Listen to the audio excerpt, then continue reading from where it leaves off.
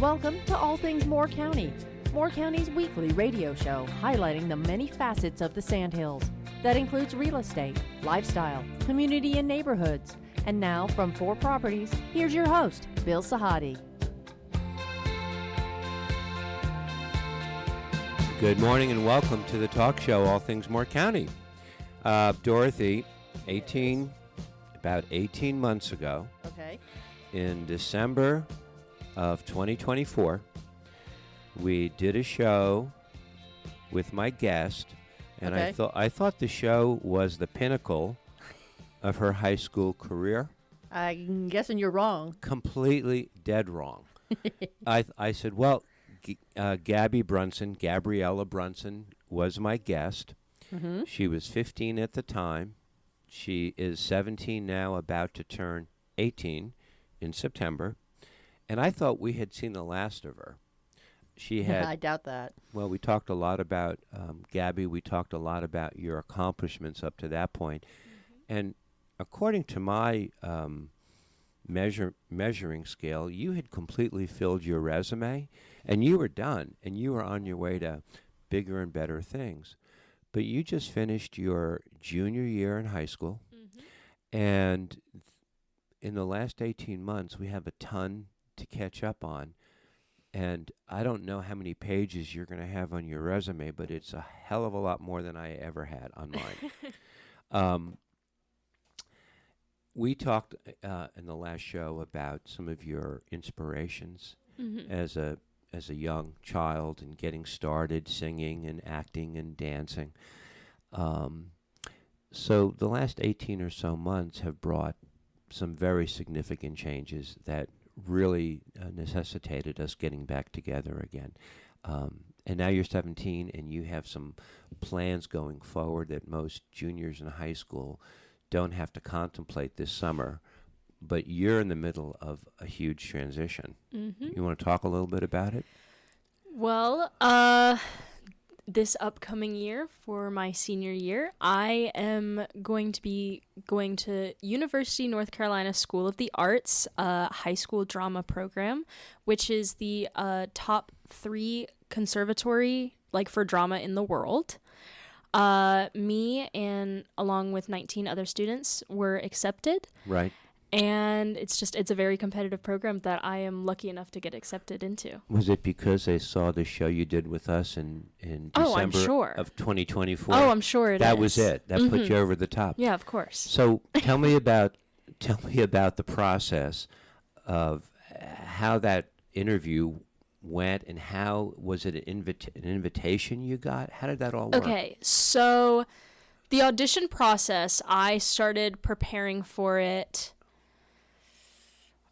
probably, I would say November or October of 2025. Okay.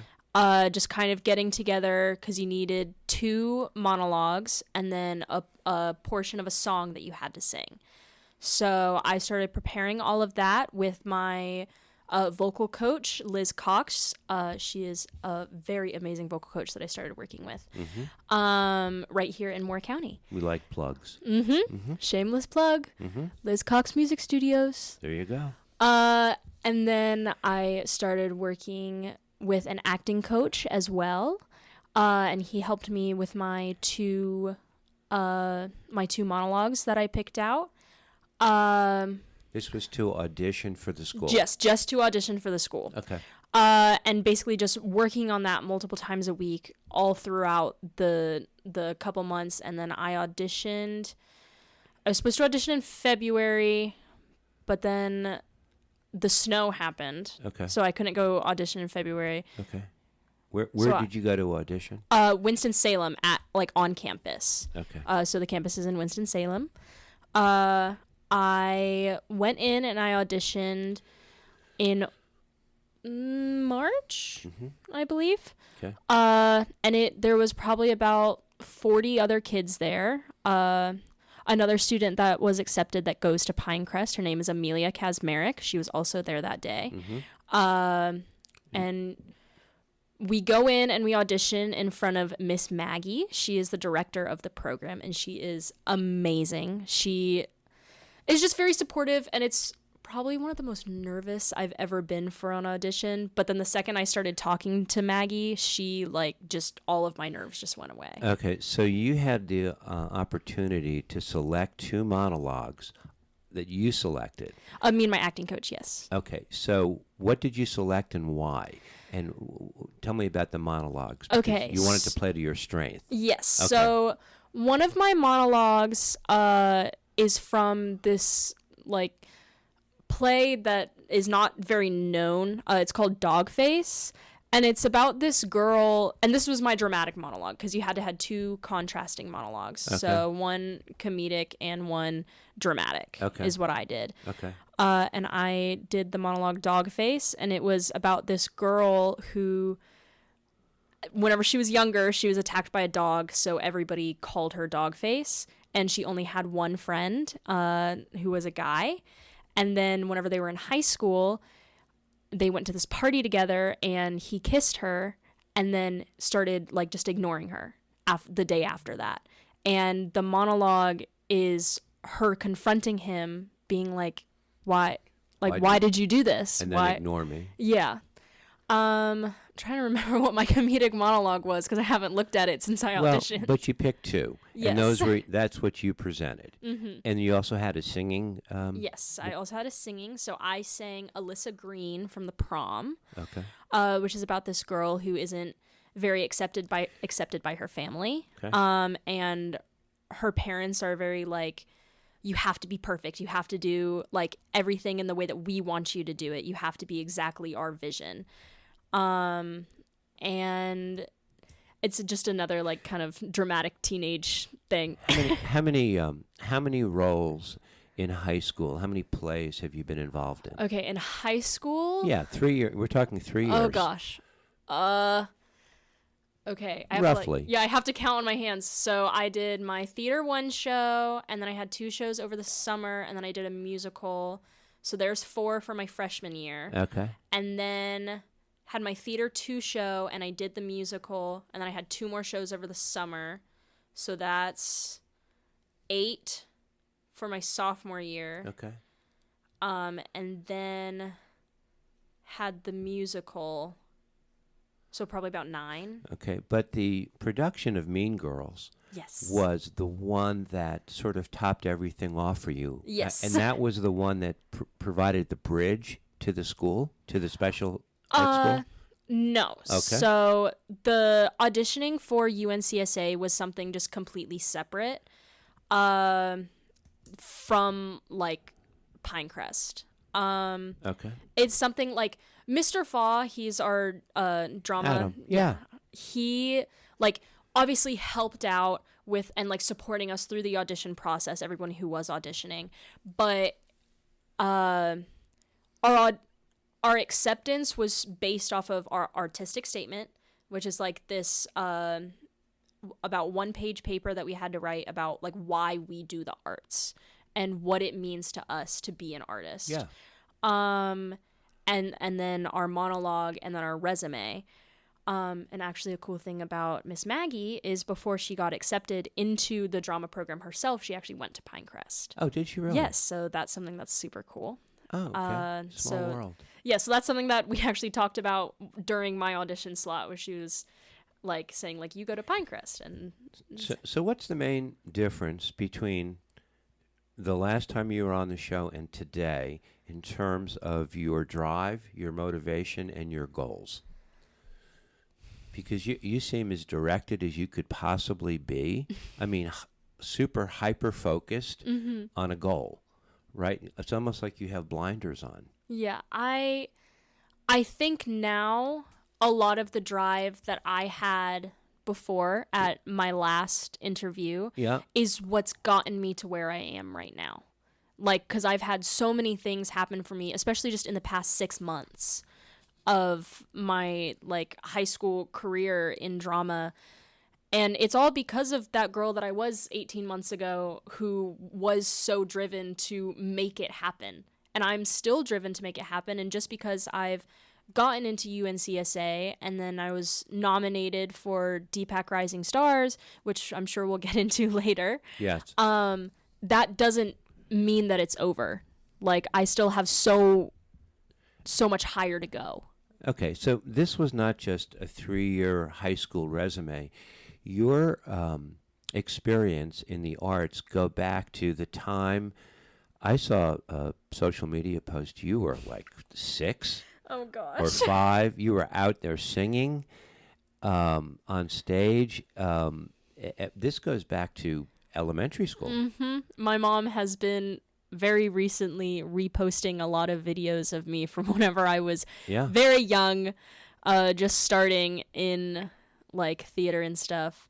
So what got me started into theater was the Pause program that Miss Kirsten Foyles runs. Yes. And it's still around today, and I want to go and say hi to the kids at some point. Yes. She would love that. Yes. Because she's real big into mentoring and coaching, and I think she takes a lot of pride in who you've become, right? And then to show you off to those students would mean a lot. Yeah, she is actually in my artistic statement, because without Miss Kirsten, I probably wouldn't have gotten into the arts or not been as driven with the arts as I am today if it weren't for her. So, people need to know that Kirsten was the lead real estate attorney at Thigpen and Jenkins. And between Kirsten and your mom, I've known them 25 years. And when Kirsten told me in 2005 or 2006 she was not going to be staying, I said, how can you do this to me? You, my attorney, she's gone. I love her. We keep in very close touch. But she has kept a very strong presence. And she's known you since the day you were born, right? And she and your mom go a long way back. So it's really interesting that she is such a part of your life today. Here you are at 17, ready to become 18. So did you always know, I mean, from a young age, that this is what you wanted to do? I don't think so. Like, whenever I was really young, I, probably, 5 and 6, elementary school age, I was going back and forth between, running track and, Healthy Kids Running Series and stuff, and playing softball, but also doing the stuff with Miss Kirsten at Pause, and then I did the Music Man in elementary school, and I was just trying to find, which one I liked more, and eventually it did, probably 5th grade to 6th grade, it turned over into the arts is what I want to do, and I started going to Stars Charter School. Which I had a wonderful time. How many years were you there? I was only there for 3. I was going to go there for high school, but my 8th grade year the high school shut down because there wasn't enough students there. But I mean, everything happens for a reason, and I ended up going to Pinecrest and working in this massive theater program, especially for a public school that Mr. Faw has built. He has been on the show often. He has been a very staple fixture at Pinecrest, and he has influenced a lot of students that have come through the halls. You're not the first who has appeared on the show, but you're probably one of the most memorable. When we come back in the second set, I'm going to ask you a question now, but ask you to think about it before we come back. So the question is, how do you quantify the amount of support that you have received from your family to get to where we are today? That's the question. We'll have 60 seconds to think about it, and we'll come back. This is All Things More County. Gabriella, we're going to call you now.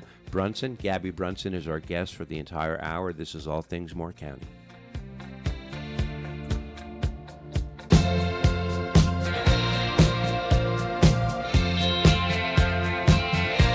Welcome back to All Things More County. I didn't even want the kick-in music to go on because I have so much to talk to Gabby about, Dorothy. Gabby Brunson is our guest. She's become a very accomplished singer, actor, and dancer, and as she approaches her senior year in high school, She'll be going to a special program in Winston Salem where she'll be graduating next year around this time. Mm-hmm. And this was earned, and it's a culmination of a lot of years of support. And I will tell you, and I just want to set this up a little, both my parents are gone. When I was your age, I was nowhere where you are, as accomplished, as focused. And I always disagreed with my parents. And no matter what they said, if they said black, I said white. If they tried to teach me a life lesson, I rolled my eyes. I was too willful. And now I look back on both my parents, how great they were, how patient they were.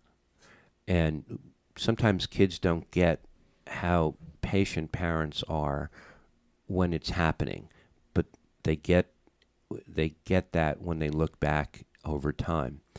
So that was my experience. Of course, I was able to make amends with my parents in time before they left us.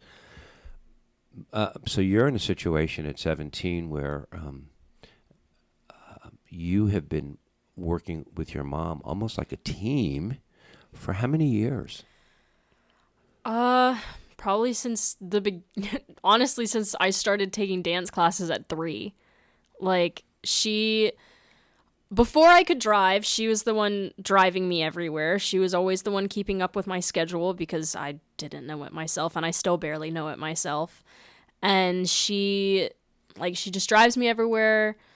And then whenever I could finally drive and she got a little bit of weight lifted off of her shoulders, not having to waste all of her gas on driving me around, she still texts me, like, making sure, like, hey, you have this, this, and this today. Because I stay busy. I don't know how to just sit down and hang out. Were you always like that? Yes, I've always been like that. I hate not having something to do. I always have to have something to do. The amount of coaching and listening and advice that she gave you over all the years in the car, maybe when you were in tears and you tripped over your feet and something didn't go well, she was always there to, yeah. How do you quantify that? How do you put that into a thank you package? There isn't a way to get all of it in one. It's just something that you have to do over time and just here and there show, like, your parents, like, that you appreciate how much they've supported you and how you treat them with grace and understand that everything they do to help you. And you know that. Yes. And even whenever it gets frustrating, and I mean, being a teenager, like, sometimes you lash out, and even if you don't mean to, but still going back I taught that class. Yeah, and still going back and apologizing later, saying that you were wrong, like, still understanding that they're your parents and they just want what's best for you and they want you to take care of yourself and that they love you, and you need to make sure that they know that you love them. Yeah, you know, the most important thing to say to a parent is not that I love you, it's to say that I know you love me. Mm-hmm. That means a whole lot more to a parent, that you could even recognize that at a young age like that. So, Team Brunson, Team David is going to break up, though, here in a few weeks.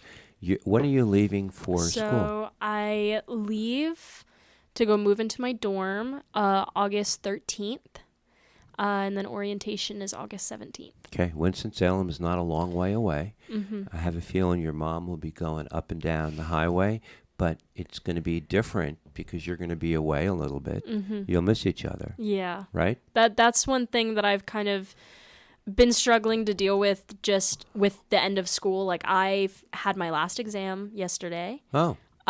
So I'm done with my time at Pinecrest, and there's been a lot of, like, lasts that I've had recently, and it's like, it's just hard, all of the change that's happening. But I know that my mom's going to be there to support me through that. And even though we're going to be like hour and a half away from each other, almost 2 hours, she's still going to be like, hey, making sure you're keeping up with all your assignments and just checking on the parent portal. And they send out like a parent message every 3 weeks, and I know she'll definitely be keeping track of that. In addition to the training you're going to get your senior year, will you also have other classes that would be considered more of a traditional high school curriculum? So how the school week looks is academic classes start at 8 a.m. and they go until 12:30. And it's like 55-minute blocks. And then from 12:30 to 1:30 is lunch. Okay. And then from 1:30 to 7:30 is all of your like acting and singing and dancing classes. Okay. One thing I'm really excited for, and this is a class that I actually learned about from one of the other high school drama students that are going. His name is Nick Sanchez. He was in Deepak Rising Stars with me.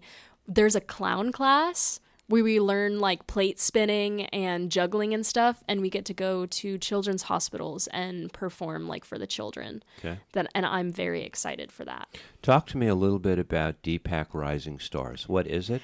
Okay, so Deepak Rising Stars is a program where the top 10 best actresses and then the top 10 best actors for high school get nominated to go compete on the Durham Performing Arts Center stage for the title of Best Actor and Best Actress. And the two that get nominated from that get to move on to what's called the Jimmy Awards, which happens, and that's the national competition, and it happens on Broadway. Mm-hmm.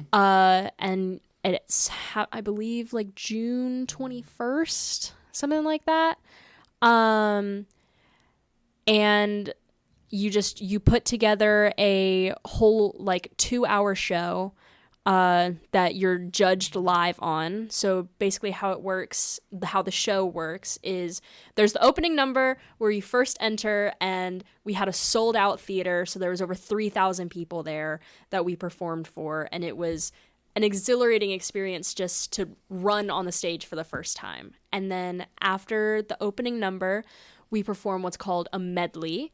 So, like, I was nominated for Regina George for Mean Girls at Pinecrest. Right. And basically, everyone is nominated for a character, and they get to sing about 1 minute and 30 seconds of their character's song. Okay. And then it kind of, like, melds into the next person and the next person and the next person. And then we had our big Act 1 closing number, which we performed the title number from Fame. Oh, wow. Which was very fun. We were all dressed in 80s, like the high-cut leotards and the neon colors, and I had a side ponytail. It was very fun. And then after intermission, we performed new music from Ragtime. And then after that, there was a couple other performances from the ensemble. Uh-huh. And then we had the awards ceremony.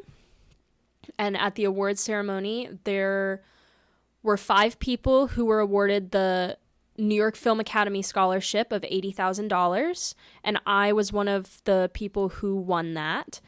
It was me, Nick, Campbell, Ethan, and Gabe. We were the ones who were lucky enough to be awarded the $80,000 scholarship to NYFA. That's crazy. And then after that, there was... Put that dollar amount for each one of you, mm-hmm. won an $80,000 scholarship. Wow. Will you be going to the New York Film I'm looking into it now. Jesus. Since getting the scholarship, I've been looking more into their program, and I'm hoping... I haven't talked to my mom about it yet, but I'm hoping that we can take a trip up to New York City. We can talk about it here, you and I, and then we can tell your mom what we've come up with mm-hmm. as a plan, and mm-hmm. then she just has to execute it, mm-hmm. right? Exactly. Easy. Talk to me about what you've learned in all these years about interpersonal relationships that you've had, good, bad, and different, because... you're in a competitive field, mm-hmm. but you also have to have humility. Sometimes the highs are high, the lows may seem lower than low. Mm-hmm. how does that all balance out, and what have you learned about yourself through the competitive process in terms of the relationships that you formed? Well, whenever we're talking about the lows, right, that's something that it's all about perseverance. And just knowing, like, just because, oh, like, I didn't get cast as this lead, or, oh, like, my voice cracked on my big note in front of everyone. Like, during Mean Girls, whenever we were getting judged to see if, like, I could be nominated to go for Deepak Rising Stars, I was sick. And, like, I could barely sing, and it really, like, affected me during that time. But I still went on that stage, and I still did a good enough job that I was nominated, Right. just because I persevered through that. You fought through it. And then with relationships, it's just whenever, especially again at Deepak, because my whole life has centered around Deepak these past couple months. Whenever you get to a level of competition like that, nobody sees it as a competition. Okay. We were all there, and we had a conversation about whoever wins deserves it. And whoever is going to the Jimmies is not just representing themselves, they're representing us. Okay. And we're happy for them. Okay, good. And that's kind of the mindset that you have to have. So are petty jealousies a real thing, or? Oh, 100%. Okay. Like, it's... Okay. Petty jealousies are 100% a real thing. And it's something that, again, you just have to ignore, and you have to stay professional about. Like, if somebody is being mean to you backstage and just, like, trying to make your life harder, all you have to do is just ignore it. Yeah. And just pretend like it's not there, because those types of people are just the people that are looking for a reaction. Yeah. And if you just don't give them one, they eventually give up. Okay. You remind me of the track star who runs a track meet. Mm-hmm. And there are people in the stands, and you run around the track a few times, and you win the race. People go home. The lights at the track close down, and it's dark. And you are still running around the track through the night. No one's there, but you're still running. It just shows your determination and your grit, that even though you won the race, you're still pushed to do more. Mm-hmm. Does that make sense? Yes. You always, like, and that's the thing with the arts, is there's no such thing as perfection. Right. So you always have to train to do better. Yes. And one thing that I heard recently is, if you're the best one in the room, you're in the wrong room. Oh, I love that. I do too.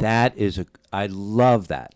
If you're the best one in the room, you need to up your company, up the grade of your company. Great. That's a good way to end this set. Gabby Brunson is our guest. I love that quote. I'm going to use that. I'm going to talk to my brokers about that one. This is All Things More County. We'll be right back.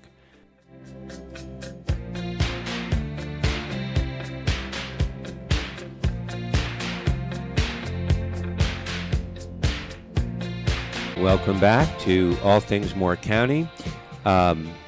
Dorothy, Gabby blows me away. Her presence, her confidence, and her ability to, take the bull by the horns. There aren't too many 17-year-olds that can come in here and lead a show. And I am so comfortable to let you do that. I have confidence in you to do that. Makes my job, although it's not a job, but it makes it so much easier. I do want to talk about your future plans. I do want to talk about some of the apprehensions and some of the anticipation of the upcoming year and what goes on beyond that. But I want you to talk to me a little bit. I got an email from your mom way back in September of last year. She was looking for a couple of restaurants in New York City, well ahead of schedule, and she knew that I had two sisters. She always is. Yeah. I have two sisters who live on the Upper West Side, and one of them is a foodie, and they go to Broadway shows, and they're in the know. So Mom reached out to me and asked me for a couple of places. And I said, yeah, when are you going? What's going on? She was planning a Christmas trip with just the two of you, mom and daughter, to New York. And that became a reality. Tell me about that trip. What was was it just a gift? Yeah, that trip was amazing. We went there, and I got one of the big things that I got from that trip is what's called Laduca boots. So they're like the boots that the Rockettes wear on stage. So I went and I got that. Those were like $465 that I paid for. I paid for them. Good. With all of my Christmas money and my birthday money that I saved up. And then we went and we saw 2 shows. We saw The Outsiders, and then we saw Chicago. And we got to sit front row for Chicago, which was so fun. Right. And the actress playing, why am I forgetting her name? Not Roxy, but the Velma. There we go. The actress playing Velma, her name is Robin Herder. She gave me a rose at the end that that I still have. And that trip honestly just solidified to me that that's what I want to do the rest of my life. Because beforehand, I was kind of just being like, well, I need to have, like, just make sure that I have a different degree, and I'm not going to go into theater after college. I'm just going to go into forensic science, because that's one of my, like, big interests is forensic science. Really? Yeah. But after New York, the first time I went, because I've gone to twice now in like 6 months of each other. Didn't you go with a group of students? Yes, I went with that. Encore, yeah. In February? Yes, in February I went with Encore. But after that first trip, I was just like, this is where I want to be. It's where I want to live. It's what I want to do. I love it in New York City, and I love seeing the performances, and I can't even imagine what it would feel like to be on that stage performing on Broadway in front of thousands of people each night. Like, it's solidified that that's what I want to do. Have you talked to a lot of professional actors and actresses who have told you about the long, hard road it takes to get to that point? Because it's very it's very competitive. Mm-hmm. Very few people make it in that regard. Mm-hmm. It's a numbers game. You have a better chance to make a Major League Baseball team than you would to rise to a Broadway. Mm-hmm. You've heard that before. Yes. I think that's true. Yeah, I've like talked at Stage Door with some of like famous actors and actresses and stuff that are on Broadway, and it's always just, I always get the same thing where even though it's hard, if you truly love it, you'll make it happen. Good for you. Yeah. And one thing that I heard recently at DPAC is if you want to do something else, go do it. But if this is what you want, right, make it happen for yourself.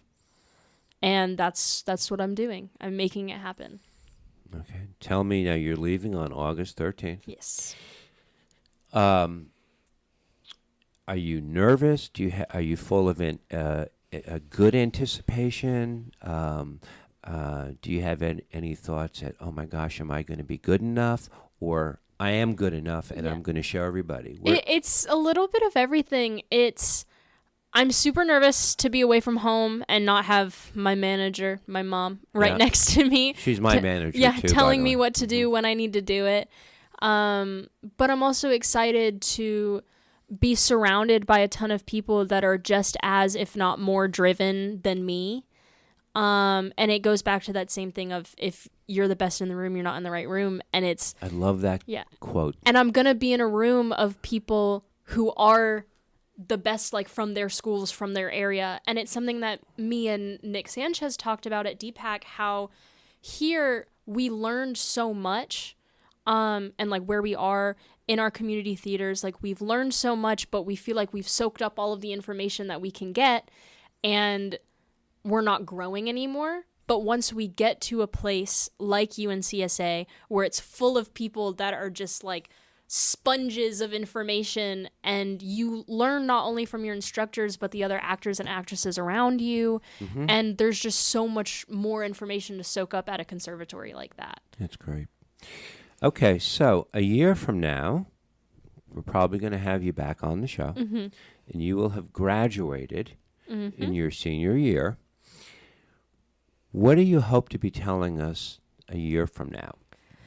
What are your goals today as you look forward? My goals today are to get into college. Right. So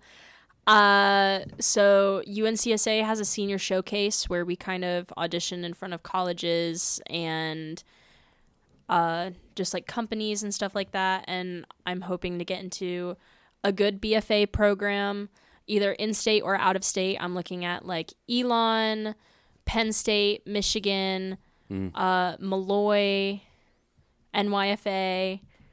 But I'm also looking at places more locally like Meredith and Lise McRae. Okay. And just getting into college, getting my next step of my career, building more of a professional resume, and just like working professionally more than just like school and community theater.